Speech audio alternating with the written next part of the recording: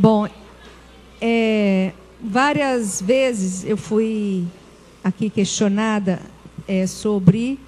Acho que as perguntas são bastante pertinentes e é uma oportunidade da gente estar esclarecendo.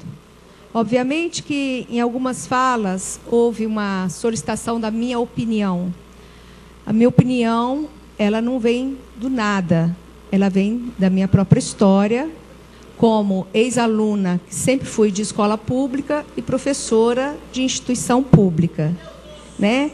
Então, nesse sentido, eu acho que esse lugar que a gente está, obviamente, que exerce como secretária, mas a gente tem toda uma história.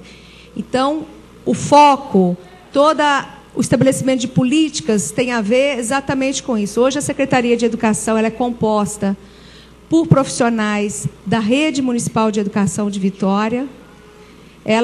As pessoas não foram chamadas de fora, ao contrário, dentro da Secretaria são pessoas de 20 anos, 25 anos, no magistério, pessoas da área de assistência, como assistente administrativos, que hoje são gerentes.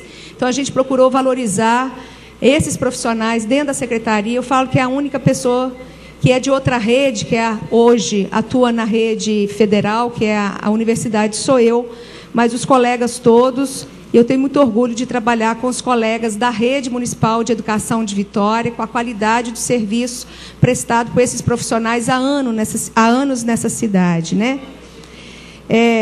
Com relação à primeira questão da greve, obviamente que a pergunta, qual foi o erro cometido? Olha, num processo de greve é um processo intenso de discussão, de negociação, de encontros, obviamente desencontros, né?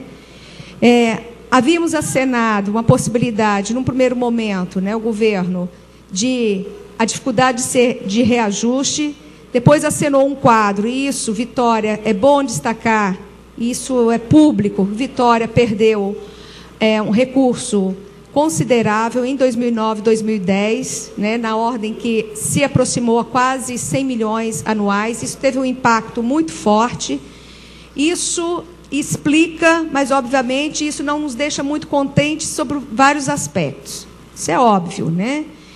E, com relação à greve, eu acho que em nenhum momento houve, de nossa parte, furtar a discussão. Houve, sim, uma solicitação, né? Quando eu falo de nossa parte, porque quem estava na comissão do magistério, do Sindiúpes, isso é óbvio, ninguém de fora pode falar, a não ser o próprio Sindiúpes, que as discussões, as negociações, elas foram, né, ocorrendo ao longo do tempo.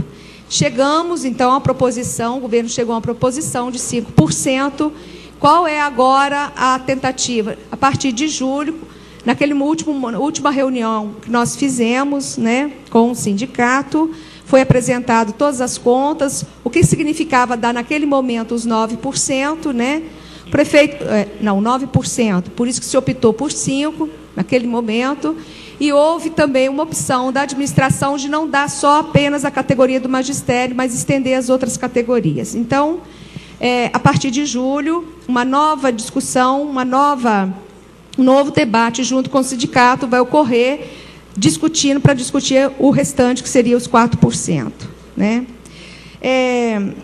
A secretária considera adequado o salário do professor para resolver o problema? Obviamente que, como professora, em toda a história, nunca considerei adequado o salário do professor, né? Em diferentes níveis de atuação. Eu confirmar isso, estaria falando uma mentira de mim mesma, né? Que eu sou associada, sou professora, né? E o que nós podemos resolver? O que é importante dizer? Uma escola, ela não se constitui, eu acho que isso é uma bandeira de luta do magistério ao longo dos anos. Não foi uma dádiva divina, não foi uma caridade pública, né? Por quê? É uma conquista, é uma bandeira de luta. A qualidade da educação. A qualidade da educação, ela é um processo, ela não se faz só na relação com o professor. Não basta ter só professor na sala de aula. Precisamos de outros atores. Então, isso tudo diz respeito ao financiamento da educação. Bibliotecários, assistentes de educação infantil, assistente de educação infantil. Isso tudo é um conjunto de profissionais que chegam às unidades para ajudar, para colaborar com os diferentes processos existentes na escola. Então, isso é bom deixar claro, porque se antigamente nós éramos professores, né? Eu, em 1979, foi quando eu me formei no magistério, né, o curso normal, fui dar aula, era eu com os meus alunos e uma merendeira. Então, nós temos o quê? Nós temos hoje um conjunto de profissionais que se faz presente dentro da escola e é importante. Então, isso para dizer que é uma bandeira de luta histórica nossa da educação. Queremos mais? Queremos mais. Com relação a diversas unidades passam por dificuldades estruturais. É verdade. Sempre passou, não é agora que está passando. Por quê? Para você construir alguma coisa, até qualquer prédio, inclusive a nossa casa, ela tem que ser mantida permanentemente. Na Secretaria de Educação, nós tínhamos, vereador, um profissional da educação para acompanhar as obras dentro da secretaria. Nós reestruturamos toda essa equipe. Hoje nós temos uma arquiteta, que é coordenadora de acompanhamento de obras.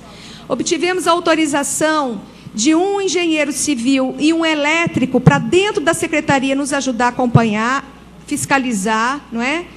Nós temos hoje estagiários de engenharia e conseguimos 2 técnicos em edificações também, além dos 2 engenheiros que estão lá, mas são professores e, concomitantemente, são formados em engenharia e nós convidamos. Ok, o que isso significa?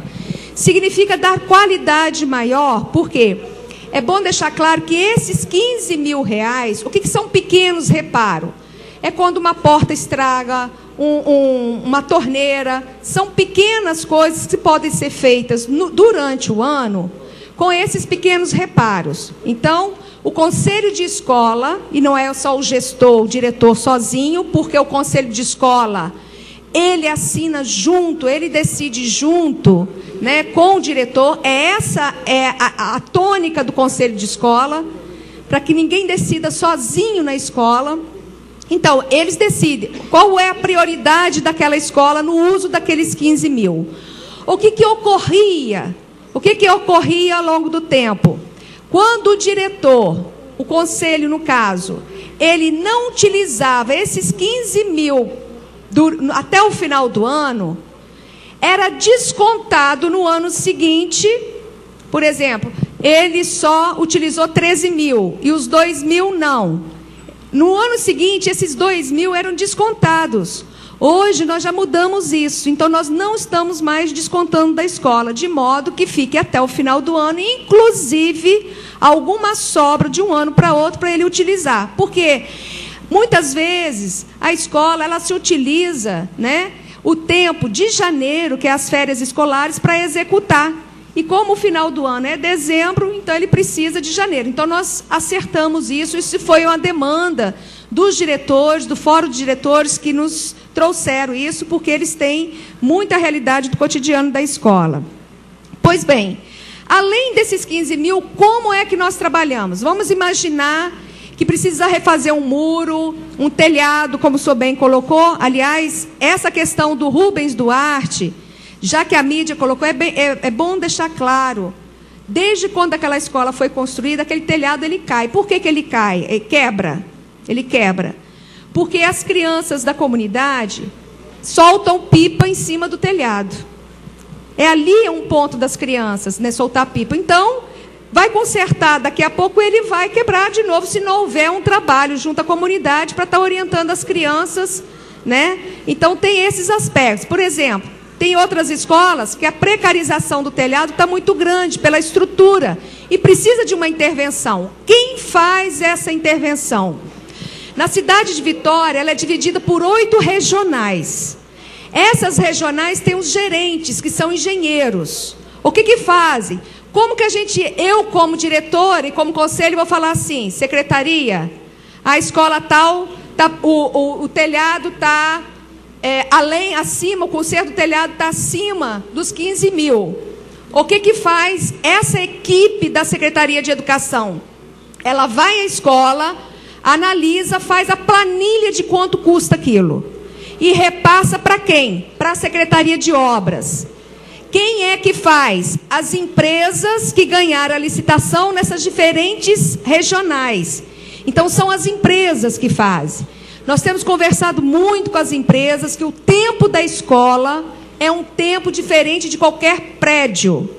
Na escola não dá para fazer, dependendo do momento, barulho, poeira. Então, o tempo da obra é que é uma angústia tremenda para nós. Porque nem tudo ocorre no período de férias. Ocorre durante o período letivo. Então, nós temos que apressar e, às vezes, determinadas obras se faz até sábado e domingo para não atrapalhar as crianças. Mas as estruturas são precarizadas? Muitas estruturas são precarizadas.